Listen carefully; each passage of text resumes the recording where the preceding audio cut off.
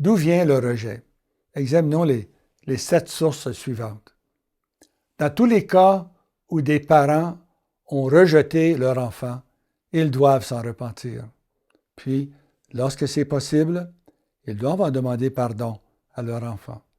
Ensuite, ils doivent donner à leur enfant une bénédiction du père ou de la mère. Finalement, ils doivent expulser les démons de rejet, d'abandon et de peur. Alors, une première source de rejet, c'est dès la conception. Si un enfant n'est pas voulu par l'un des parents, un démon de rejet peut entrer dans l'enfant dès le sein maternel. C'est ce qui peut arriver quand l'enfant est conçu dans un acte de passion, surtout entre 2 personnes non mariées. Voici ce que dit la parole de Dieu. Un bâtard n'entrera pas dans l'assemblée du Seigneur, même à la 10e génération. Il n'entrera pas dans l'assemblée du Seigneur. Deutéronome 23.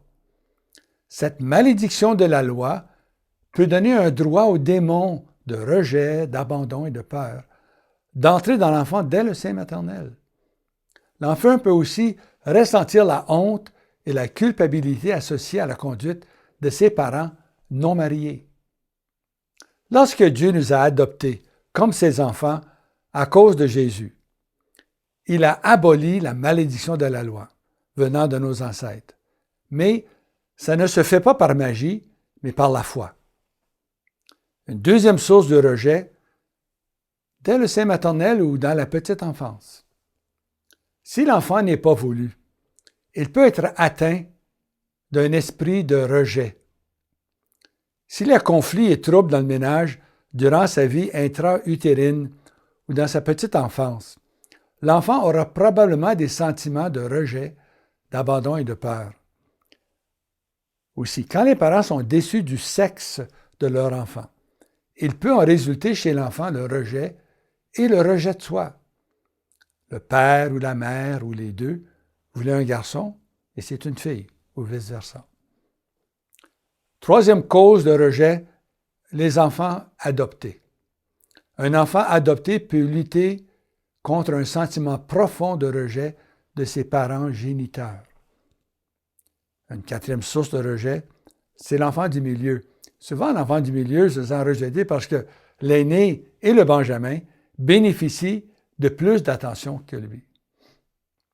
Une cinquième source, c'est une famille sans père, famille monoparentale.